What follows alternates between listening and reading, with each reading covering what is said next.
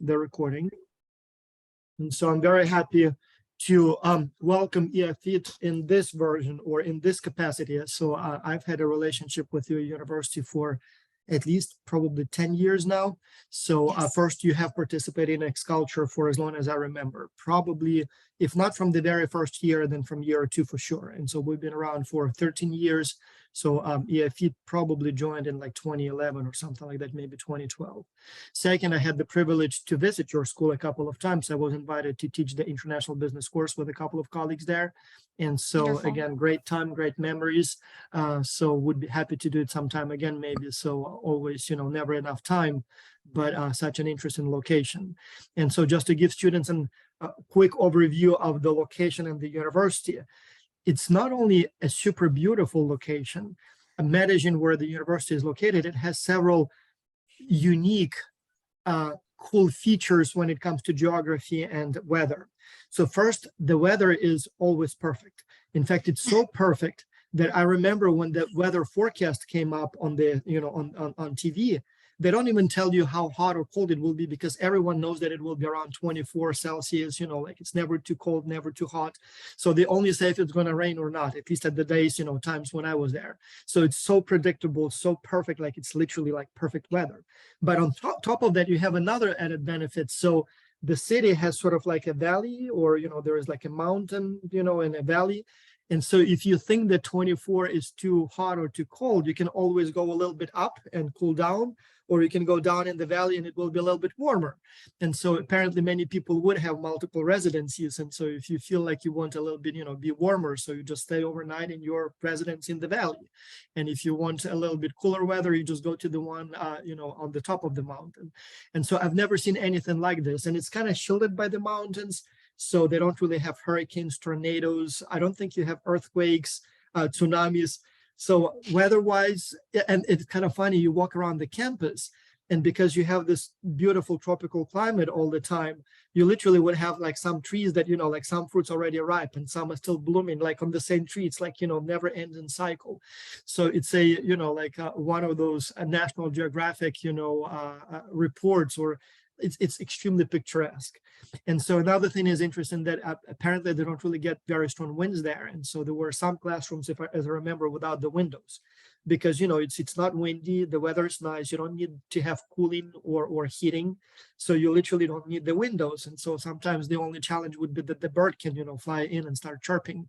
So I've never seen anything like this. I've been to many places on this planet with, nice climate and harsh climate, but Medellin is, it's on a different level. So with this introduction, I'm very happy to say that EAFIT is now not only our partner as a teaching institution, but also in a way as a client. And so it's a very international university. So even at the time when I was there, so I noticed there are people from everywhere. In fact, I was surprised that even professors come from everywhere.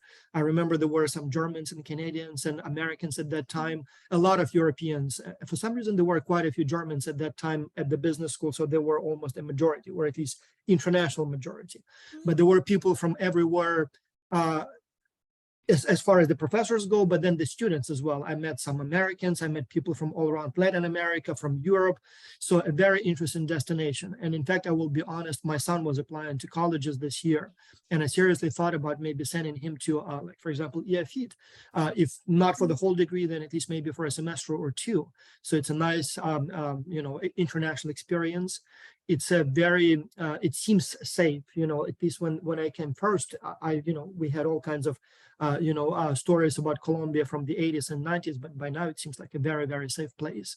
And then also the campus itself is, it's like a gated community. So while on campus, you're extremely safe. So very interesting, not very expensive, or at least at that time it wasn't. So it seems like, and it's a very major, not only one of the best universities probably in Latin America, if not in the world, but also my son is particularly interested in the technical side of education, and so they have very strong engineering stuff. So I got to see some interesting things. So for international students, it could be a prime destination. And another thing that really attracted me to that place, again, talking about international students, Again, I've visited campuses in countries all around the planet. I think I've been pretty much, I haven't been to Australia yet, but I think all the other continents and, and so one thing that particularly attracted me to Colombia is how open they are to internationals.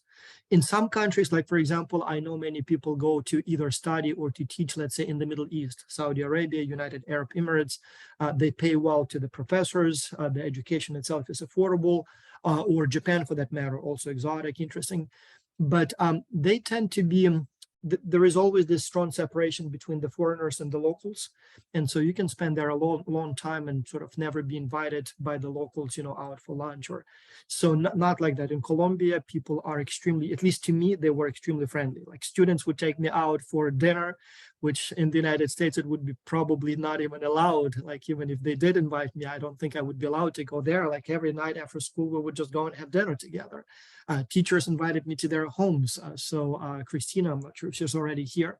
She has this beautiful residence in the wild part outside the city, like again, like a nature reserve. So I noticed that, people would talk to you while you're walking on campus. So it seems like they're very open to, at least, I have a sort of, Ukrainian, American, Canadian connections. And with those connections, I was very welcome. So I don't know, maybe they don't like people from, I don't know, whatever other parts of the No, world. we like everyone. Yeah, but at least, yes, I felt extremely welcome.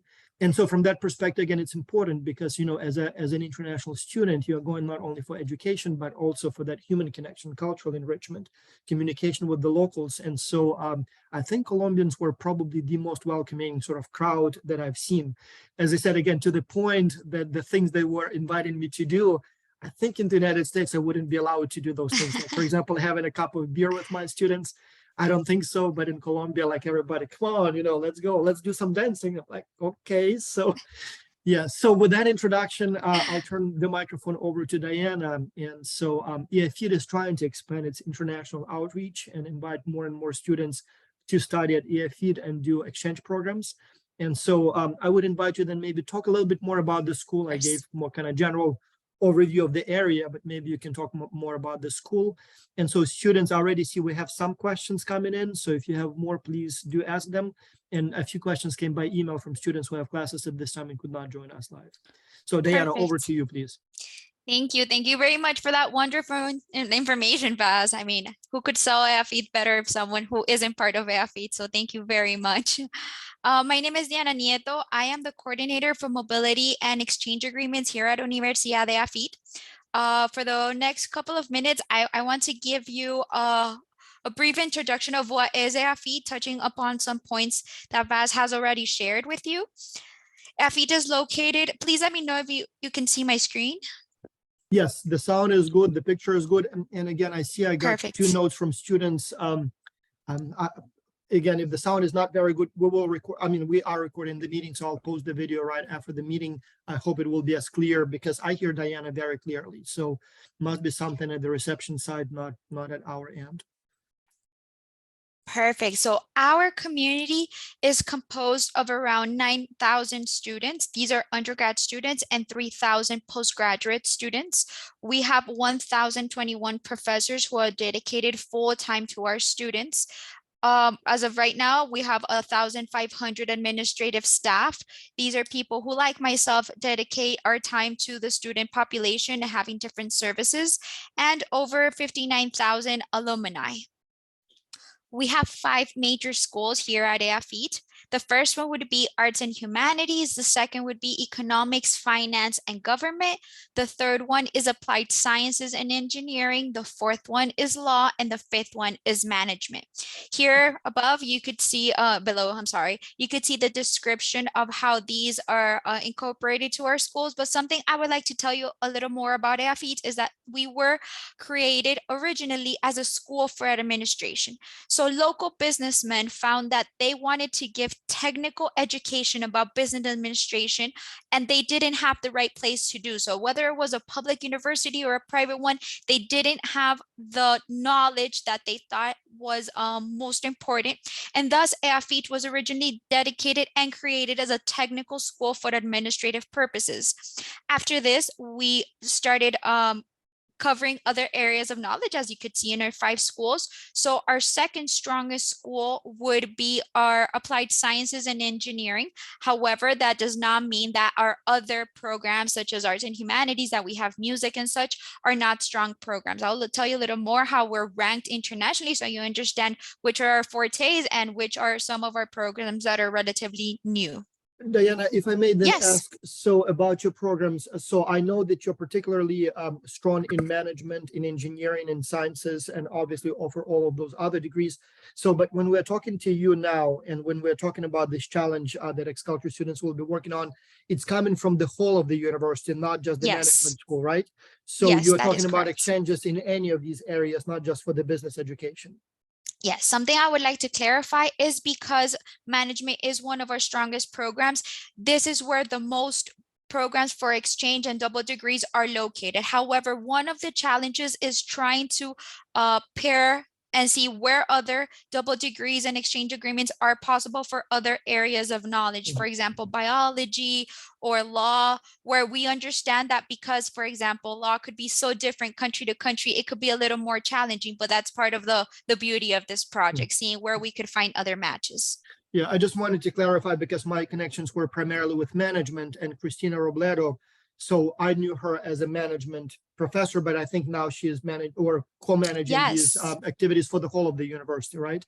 I will be showing you a picture of our team and how it's distributed. Okay. Yes. Mhm. Here in Colombia, the Ministry of Education qualifies and it kind of gives like a number of how the universities are ranked here. So we are one of the universities that are considered high quality education. Most of them are located in Bogota, which is the capital of our country. However, we are located in Antioquia and we are one of the 12 universities that take part in this accreditation given by our government, which is very important. In terms of international accreditation, the ones that you see on the screen are basically for our management business degree, not only for our undergrad, but also for our MBA and master's level. All of these are very prestigious internationally, and we are very proud of those. How are we ranking here? As of right now, Universidad, yes, Diana, as if I may add on the previous one, so yes, these accreditations are extremely important. And I know in some fields you must be graduating from one of these accredited schools to work globally. And at least for management, I'm not familiar with all of these accreditations, but at least the management one, AACSB, SSCSB. So that's yes. the one that normally basically opens you the doors globally. So it's a global accreditation, and as long as you have a diploma from a school that is accredited by the institution, so you are okay. So incidentally, my dean is the president of this association at this time.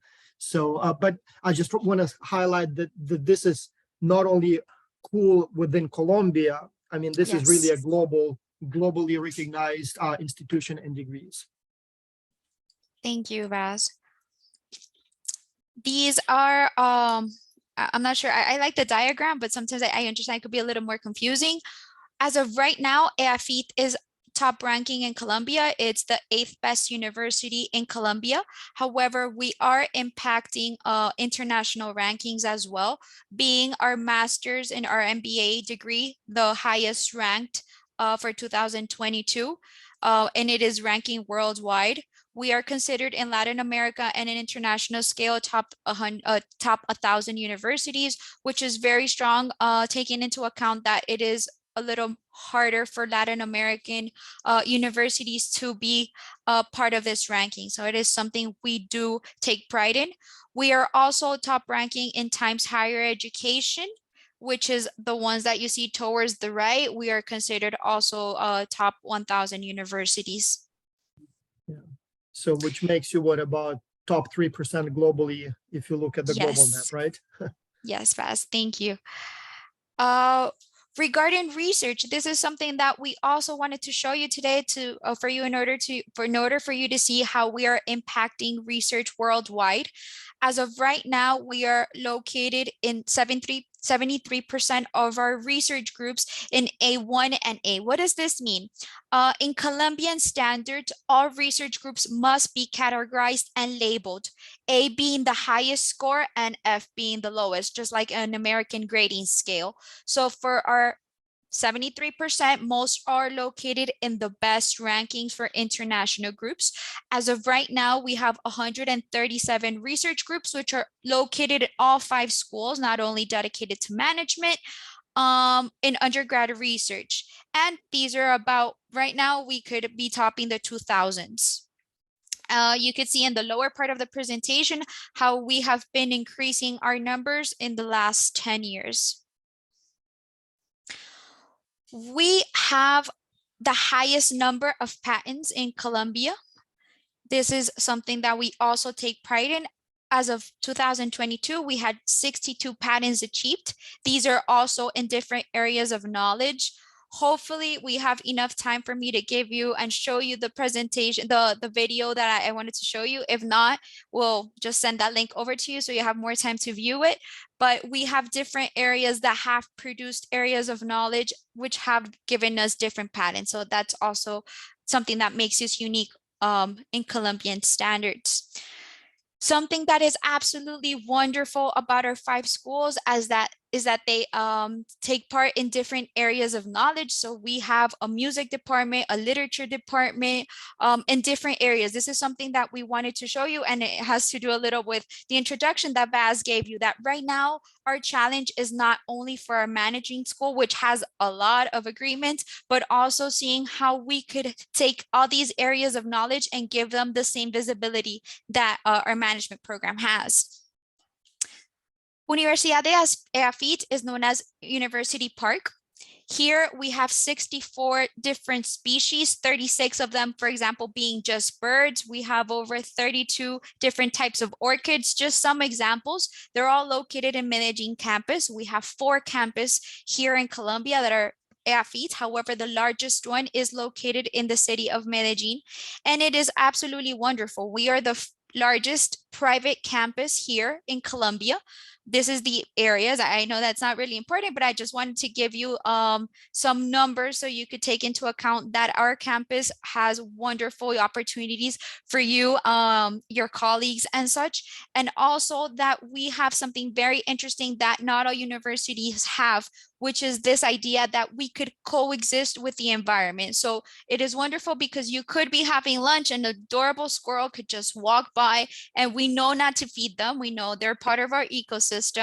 And the other day, we were just walking by and there were so many caterpillars and wonderful butterflies that are trying to come out of their cocoon. So it's a beautiful campus all year round, like Baz mentioned in the beginning.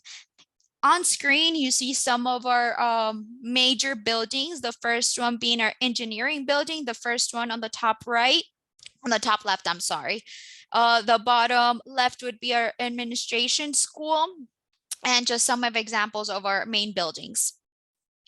Our library has something very unique, and it's that the shape of the building outside is an open book. So if you took a drone and you flew it up into the air and you look down, the first thing you would see would be a bunch of trees and an open book with watering surrounding it. That is our library. And we prefer to call it a cultural building because it also has art expositions and other types of artistic and cultural expressions. It's just not a library. And these are usually open to our students 24/7, especially when it's exam times. Our learning spaces, as you could imagine, are multidisciplinary because of what I previously told you. We have different areas of knowledge. So each area of knowledge, we give the right labs, the right spaces for the students to learn appropriately. This is the last part I wanted to share with you before we start looking upon the challenge itself. On screen, you see our internalization team. Our head is Cristina Robledo, as Vaz already introduced her. She was the business administration director for a couple of years. She's been in EAFIT for 13 years, so she's an expert of everything having to do with EAFIT. On the right is Claudia Candia. And one of the reasons I wanted to show you what our team does is because sometimes students view the internalization office or international relations office, whatever the name of the office may be in your home university, as student exchange. And we do so much more than that. So for example, Claudia Candia, she's in charge of global learning. What does that mean? That means that we understand as an institution that not all of our students will be able to go abroad. That is a reality. So what we do is, because we're only impacting with physical mobility around 2% of our population, she does internalization at home. So everything that has to do with cultural fairs, maybe exchanging the contacts of different professors so that they have common classroom spaces, missions so that faculty-led study abroad program students from abroad come to EAFIT is possible. So her coordination is very interesting. Part of her team is Daniela, the Global Learning Advisor, also Andrea in charge of national mobility, and Luisa, which is our student intern. On screen, you also see my picture, and part of my team is Aura. She's in charge of agreements and that strategic relationship. Faber and Nicolas, which joined me today. Faber is in charge of all incoming student mobility, and Nicolas is in charge of outgoing student mobility. Something that I wanted to point out from my team, other than they're completely wonderful, is that they are very dedicated, that our students and students from abroad have the best experience here at EAFIT. So as Vaz gave a brief introduction, I will confirm that we are very friendly. It's just something part of our culture, part of who we are as a Colombian population. And we do try to make you feel at home. So we do have integrations for you. We have different areas so that international students and our students as well have the best experience while they are here at Universidad de EAFIT. As of right now, we have 236 international agreements in 38 different countries, where only 17 of these are double agreement. So this is very important. Are just some numbers that I wanted to give you.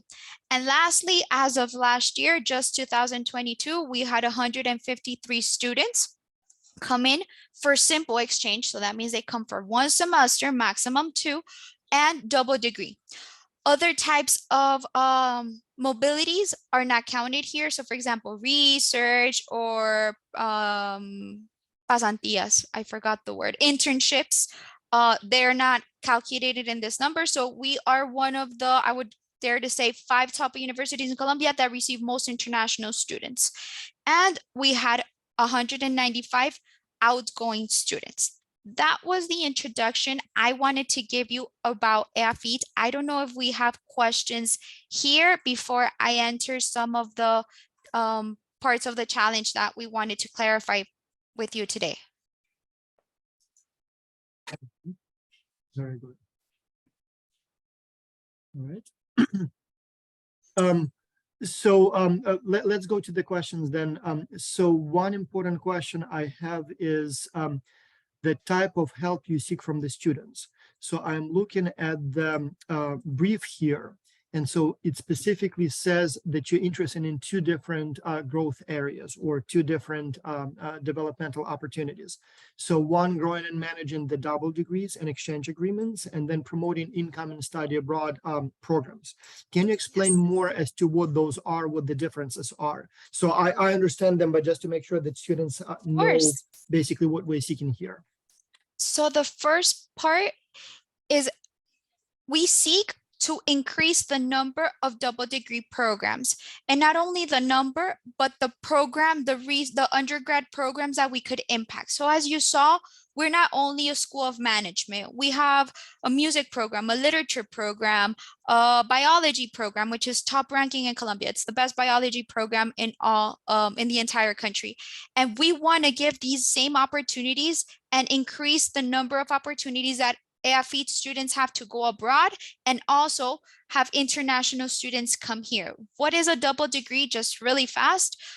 It is the opportunity to have EAFIT's degree when you graduate, and also your home institution's degree when you graduate from there. So those come out simultaneously. We want to see how we could make these better and how we could have more double agreements abroad. The second one is very different. It is how we could promote study abroad programs. So these are short term.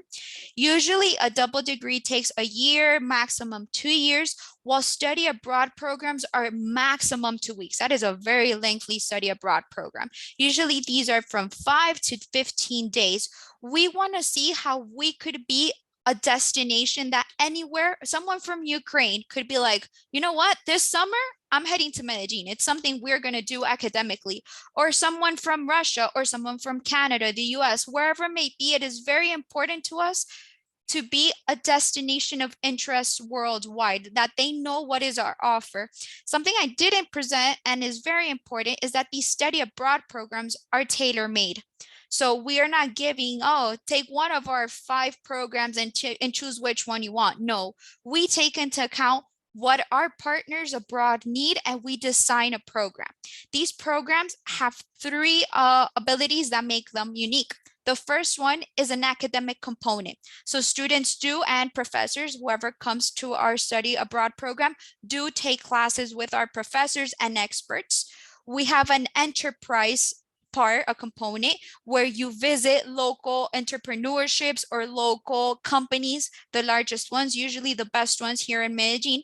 And the third one is a cultural and touristic aspect. And it's not that we send you to the best touristic areas, it is that articulately we work with whatever theme that our partners required and we make those cultural and touristic visits. So it's very interesting and we want to see how our partners abroad view us as a potential destination when looking for study abroad tours. Let's take a quick look then at the challenge. So we got a very good overview of the business of the university, but in terms of where students or what students need to do. So I see first we asked them to do some industry and competition analysis. And so from my end, I strongly encourage the students to not only do some Google search for other similar institutions and programs, but also try to survey, let's call it, the potential partners and customers. So you can definitely interview other fellow students and ask them if they would be interested in, for example, going to Colombia for a short trip or maybe for a whole degree. You can interview your professors. You can interview the department at your university that is responsible for managing these joint agreements, double degrees, student exchanges, and things like that. If you do it, it will give you a much better understanding not only of the whole market and industry, but also how these kinds of decisions are made at your institution or by the specific students who might be interested in enrolling in these kinds of programs. And so here you will get a much better understanding of how the decision makers think. So before you start developing your strategy, you will understand sort of basically what you're dealing with, right? And so one question I have for you, Diana, so when it comes to new markets, so you are, as you said, you're willing and ready to not only receive students from just about any country, but when it comes to these joint programs, double degrees, is there a specific geography that you're most interested in, or you are welcoming collaboration with just about institutions from just about any country? We would love collaboration worldwide. However, we are very realistic that our students do have a very good English level, but are not very fluent in third languages. So for example, if students here participating in this challenge identify that the classes are taught in, I don't know, German or French? okay, our students could be very familiar with French and German, but something different from those and Portuguese could be a little challenging. If students find that the double degree is a possibility because the taught language is English, we are very happy to cooperate with that institution if possible. And then students come into Medellin, so your instructions are offered, I assume, Spanish, and there are probably some classes in English? Yes, we do have a very long list of English taught courses. However, we have identified that the larger the possibility of English taught courses, the more attractive we are to foreign markets. So for example, my most valued example is the program of biology. We are working with a German institution, Bremenhaven, and we identified that it is impossible for us to be attractive to German students if we do not have English taught courses. So a Yeah. program that was completely taught in Spanish is now able to give English taught courses when we do have incoming student mobility in order for us to be more attractive. So let's just not see, oh, it's only Spanish taught. No, we are projecting as an institution that if you, for example, and I'm going to give any program, you find that our, I don't know, literature program is very attractive in a certain country, India, for example, we are able and we are partaking in this internationalization of the curriculum in order to have more English taught courses. Mm-hmm. Then one of the questions is about the program design. How do you make it more attractive? Very clear. And then there is a question about pricing strategy. Can you tell us a little bit more about how the pricing works now, particularly in the context of double degrees and student exchanges? So do they pay to EAFIT? Are there some sort of tuition offset agreements with the universities? And if they do pay, how much? How does it work in terms of the pricing at this time? Okay, at this time, double degrees, I would say 99% of our double degrees do not require payment. This means that when students abroad come to EAFIT, they pay at their home institution. They don't pay us anything. Same EAFIT students who go abroad, they pay us tuition. It's very reduced tuition. It's something we called UMES. It's very particular to EAFIT context, but basically it's less than $600. That is very cheap tuition wise. And they are able to study abroad without having to pay tuition. Yeah. There are very low, but it is something I want to mention, agreements that we have that we denominate them as fast track. What is a fast track agreement? Basically, our students finish their degree in another country, and because EAFIT does not give them the opportunity for their students to come here, they require a payment for our students. Usually it's a reduced payment, and it happens a lot in Canada and in the US. Basically, because how the US system and the Canadian system is designed, we understand that right now we're not as attractive as we would like to be, and it is very difficult for us to attract students. So we do understand that it is a possibility for our students to go over there and pay tuition. It's a reduced tuition, but it is something that we do have, not many, but we do have around 5 fast track as of right now, and one in Europe as well as in a French institution where students could partake in this fast track. But this is not something that we're aiming for. We do want to be an attractive market. That's why we're aiming for double degrees. Mm-hmm. And so one of the sort of suggestions here would be that as you're doing your research, as you're talking to your institutions, you might want to ask how the financial side works with the interinstitutional agreements at your school. So I know that my university has quite a few international agreements with other universities. And so these tuition differentials and payments are always a little complicated. So I encourage you students to do some research at how things are done at your school so you better understand the system. And then there is also a question about marketing. So the question seems to be pretty clear: promotion channels, message, promotional materials. But again, I would like to ask you, Diana, so how do you advertise this program at this time? Are you using any paid advertisement? Is it all through your own contacts at the universities that you partner with? So what's your strategy when it comes to marketing at this time? Yes, as of right now, we are not paying anyone. We use our webpage. We share some emails with our partner institutions, but we understand that there are some other strategies, and that is part of what our students could help us with this challenge to see how we're able to get a larger public forum. Mm-hmm. Very good. So I think I've exhausted all of my questions. There is one question from Tracy Bright. So if everything is customized, how long does it take to put out together a program for each student? So I guess it's a trade-off between, customization and cost. So how does it work in terms of catering to the individual students? Of course. We have one person who is dedicated full time to have the cost made and have the programs designed. Daniela, what she does is that we get the requirement from the home institution. So for example, we had for industrial design engineering program, we have 20 students from Chile who want to visit you in the month of March. how can we do this? So we gave them themes. What do you want to know about our industrialization program? We gave them different themes, and usually in 2 weeks, we have the cost proposal with the activities designed, and then the home institution gives us an okay or whatever modification they require. It is very fast because we have a full-time person dedicated to this. Mhm. Sometimes it could be even more, it could be less time if the mission and the faculty-led program already exists. So it's kind of a copy paste and actualization of the cost. But if it's something that is completely made for that specific requirement, it's no more than 2 weeks.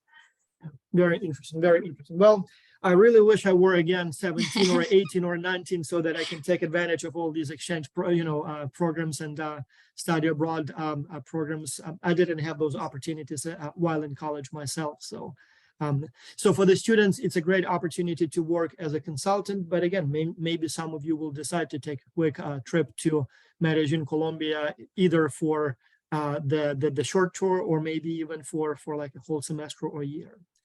That would Thank be you so much, wonderful. Diana. So we are almost on time. So good timing. So we will share the recording with the students who could not attend live because they have classes, work, whatever else is going on in their lives.